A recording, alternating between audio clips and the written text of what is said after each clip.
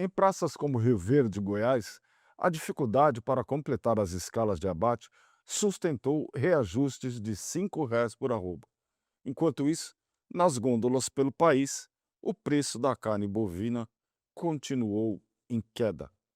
Para avaliar melhor esse cenário, nosso convidado é Ronald Macuco, engenheiro agrônomo, pecuarista e consultor da Pátria Agronegócios. Seja bem-vindo, Ronald, é um prazer revê-lo. É muito bom estar com vocês aqui, podendo falar desse cenário de mercado, tanto dessa cria, que está muito firme os preços no mercado físico, como dessa recria também, esse garrote que está mais escasso devido a essa exportação do animal vivo, e esse boi gordo que, após um julho, um junho, um pouco mais pesado, essa reta final do mês aí, mostrou as caras, boi futuro renovando sua máxima. Então, o confinador, o invernista, começa a olhar com um olhar de esperança, com um olhar de ânimo para essa reta final de 2026, mas, ao mesmo tempo, meu amigo, cabe cautela, cabe gestão de risco, cabe olhar para dentro do negócio, porque não é arroba de 380, de R$ 400 que vai fazer pecuarista ganhar dinheiro.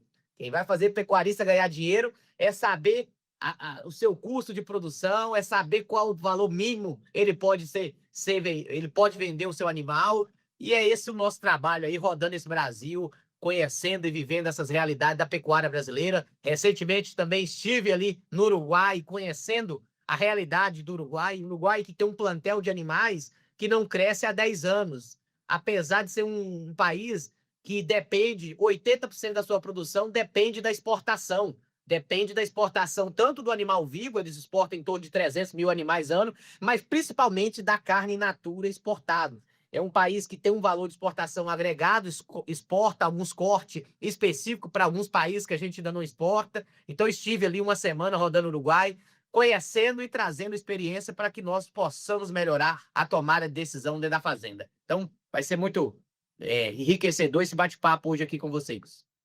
Ronald, o pessoal que nos assiste quer saber o seguinte: os frigoríficos voltaram das férias, encurtaram as escalas de abate? Sim, estão com a escala de abate curta, isso é um fato. Acabamos de sair aqui de algumas reuniões, né, nessa semana, e hoje, por exemplo, falei com um cliente do Tocantins. Ele falou: Macuco, estão me ligando para pegar boi no domingo, escala de 4 dias. Macuco, os frigoríficos estão dando férias coletivas proveniente de uma oferta menor de animais. A pergunta é: isso vai persistir para o mês de agosto, mês de setembro? Anteriormente estive em algum programa, não sei se foi aqui com vocês, trazendo a visão. O boi vai cair no boato e vai subir no fato, ou vai lateralizar no fato, mas está subindo no fato. Qual é o fato? A cota China chegando próximo aos 100%, bateu na última semana 80%, sendo que era um pessimismo muito grande para esse mês de agosto, para esse mês de setembro, e o boi volta, está próximo a patamares que foi comercializado dentro do mês de maio, dentro do mês de abril. A gente teve um boi em São Paulo sendo precificado a 365, 370, não foi referência de indicadores. Hoje o boi setembro próximo a R$ 350, o boi outubro próximo a 360, boi novembro 360 também. Então o mercado voltou a ter um ânimo, apesar de muitas incertezas no caminho ainda. Mas uma certeza é, a oferta está mais restrita e a demanda persiste, apesar do preço pago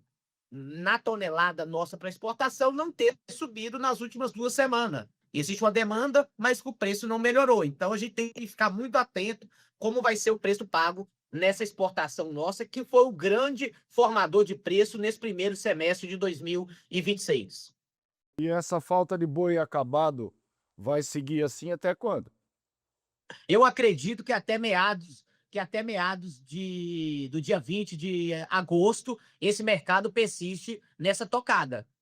Aí, entrando no agosto, a gente já tem um animal que é um animal que vem do Mato Grosso. O Mato Grosso tem um animal de confinamento, os grandes confinamentos, que não são confinamentos tradicionais, são confinamentos das entre-safras. Eles não é aquele confinamento que roda de janeiro a janeiro, é um confinamento que entra muito mais com um boi dentro de um julho e um boi dentro, que é o boi que entra lá dentro do final do março, abril, maio e julho, em junho, e agora o boi que sai dentro do setembro, outubro. Então, sim, confinamento aumentou no ano de 2026 muito mais proveniente dos grandes do que dos pequenos.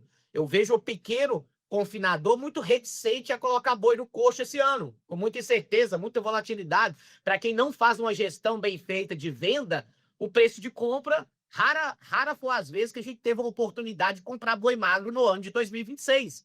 Apesar da queda que aconteceu na reta final do junho e meados de julho, a gente não viu o boi magro caindo na mesma tocada. A margem líquida do confinamento, por vários momentos, ela mudou muito dentro desse meio do ano agora, dentro do mês de julho, final de maio, julho e junho. Por quê? O boi magro persistiu muito firme, boi gordo teve correções e a dieta, essa sim, persiste em preços muito interessantes, mês após mês. A entrada do milho agora, segunda safra, ainda deu uma injeção ainda mais de ânimo para que o grande confina. E por isso que a gente vê muitos boitéis com diárias hoje no Centro-Oeste abaixo de R$ 250. Quando o preço de venda futuro, eu já consigo garantir um boi de 350. Então, o cenário para a reta final do ano, ele é positivo, apesar da gente ter no curto prazo uma produção de animais ainda menor para a demanda que se apresenta. Se você chegou até aqui, você comenta, você compartilha, você curte. Eu estou rodando o Brasil, trazendo histórias inspiradoras para que você possa criar ou se inspirar nessa realidade que eu estou trazendo. Então, leva para palestrar na sua região e aí eu vou também contar a história local sua. Muitas das vezes eu vou na sua fazenda, eu vou no seu negócio. Vai, berra aí. Gostou? Então comenta. O preço da arroba subiu aí nos últimos 15 dias. E o mercado consumidor, aqui o interno, se mostrou bastante frágil, né? O preço na gôndola da carne caiu. Tem uma conta para se pagar aí, alguém vai ficar apertado, né? Principalmente o fator margem líquida do frigorífico. Isso deve dar uma enxugada comparado com outros momentos. Não só frigorífico, atacado e varejo também vai ter que dar uma ajustada. De forma geral, esse olhar para que a carne não subiu no varejo no atacado, isso também traz um ponto de atenção. Isso não é só o boi. Quando você olha o suíno, esse sim está mais alarmante ainda. Você pega só no mês de julho, o suíno caiu em média 9%.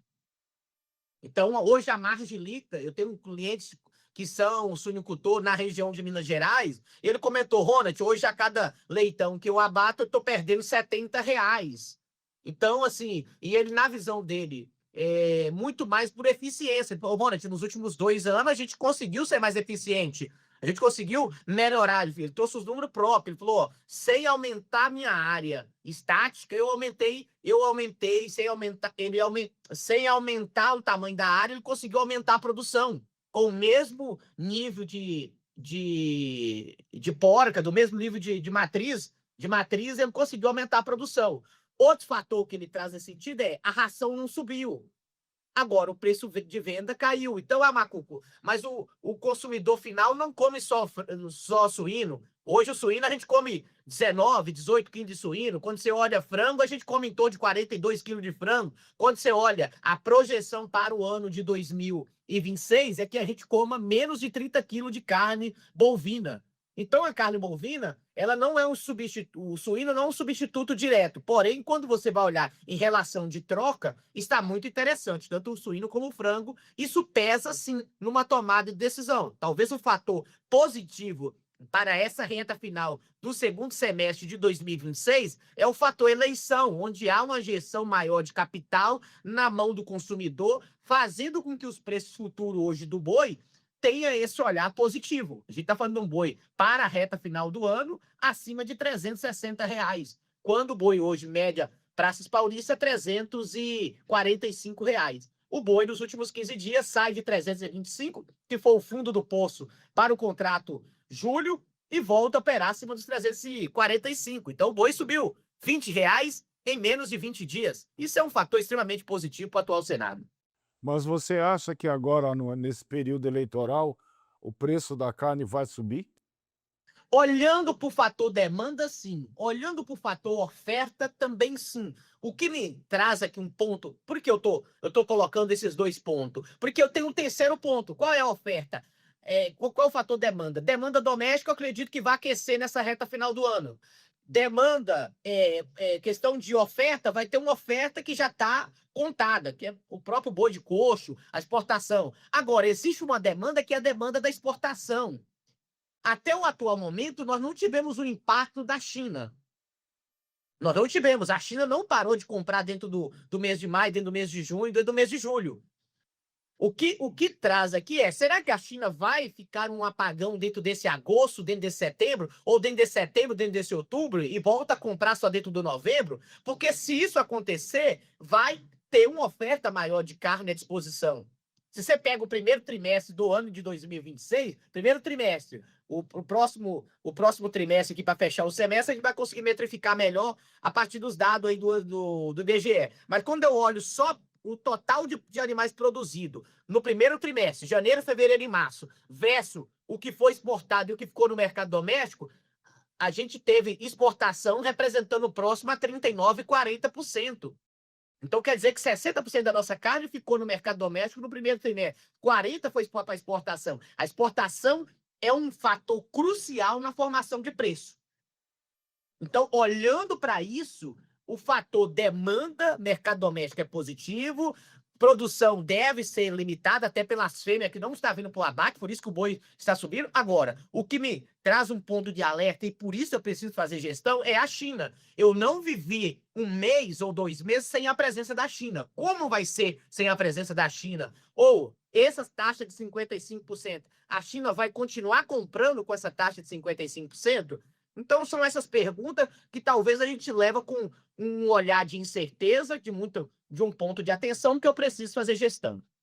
Mas, Ronald, os embarques para o exterior de carne bovina, em julho, caíram em média 10%. Perfeito. Mas quando você olha para o total produzido de carne, a gente também teve uma diminuição já proveniente de fêmea.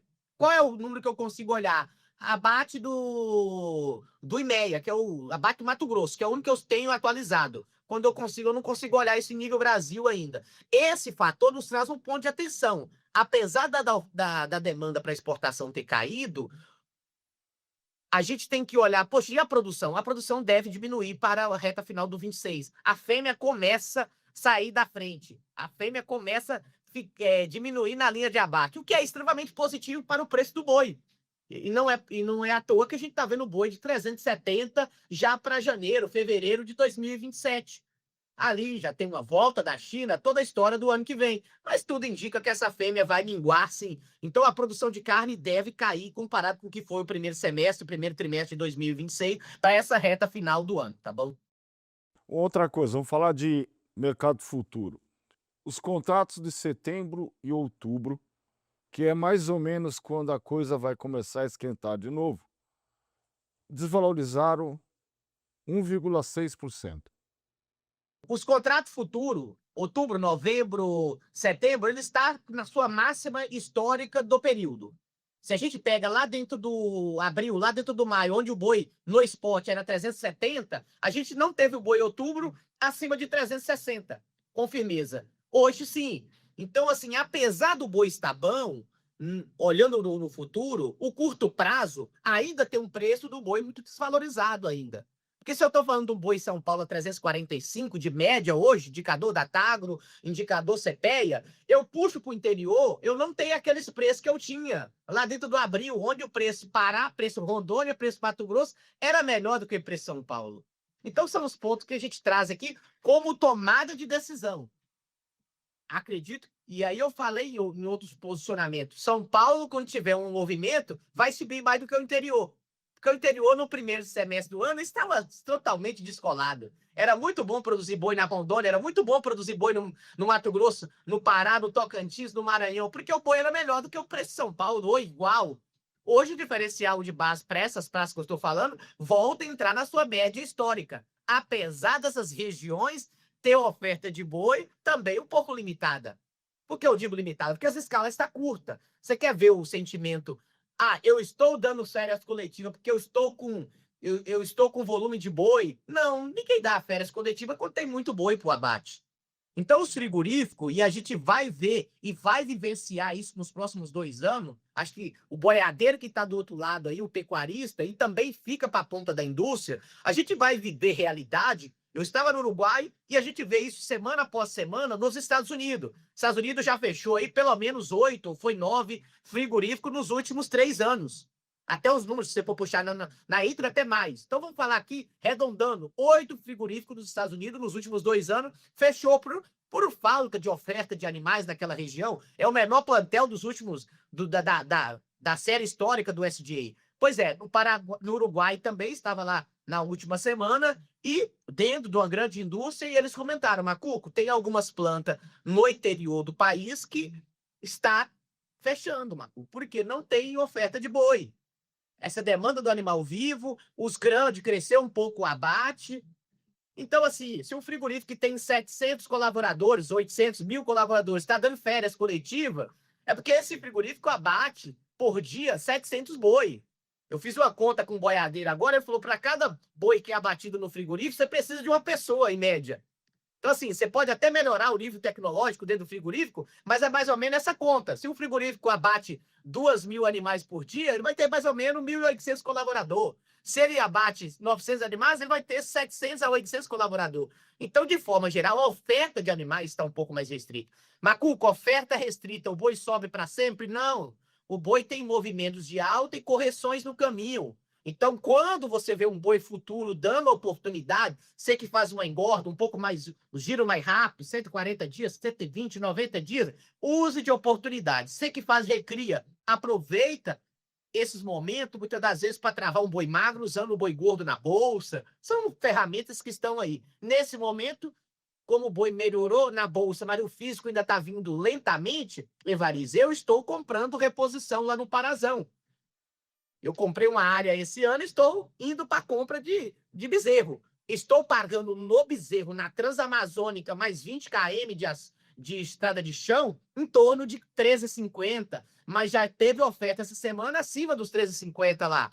Eu contratei a 13,50, que vai dar aí aproximadamente 410, 415 reais arroba do bezerro. Quanto é o boi gordo hoje lá na Transamazônica? 320, 325. Então, eu estou com ágio aí aproximadamente 30%, 32% sobre a venda do boi para a compra do bezerro. Eu vendo garrote. Então, assim, de forma geral, apesar do movimento estar aí, a gente tem que usar para tomada de decisão. O preço que está na bolsa hoje, ele já chama muito boiadeira começar a pensar numa trava, numa gestão de risco nesse atual momento. Obrigado pelas análises. Eu que agradeço e fico à disposição, meu amigo. Eu recebi Ronald Macuco, engenheiro agrônomo, pecuarista e consultor da Pátria Agronegócios. Este foi mais um Mercado Pecuário DBO. E no portal DBO você tem diariamente cotações de diferentes praças, inclusive do mercado de reposição e futuro. Acesse, faça a sua inscrição e receba um noticiário completo da pecuária brasileira com toda a comodidade do seu celular. Muito obrigado pela companhia e até a próxima.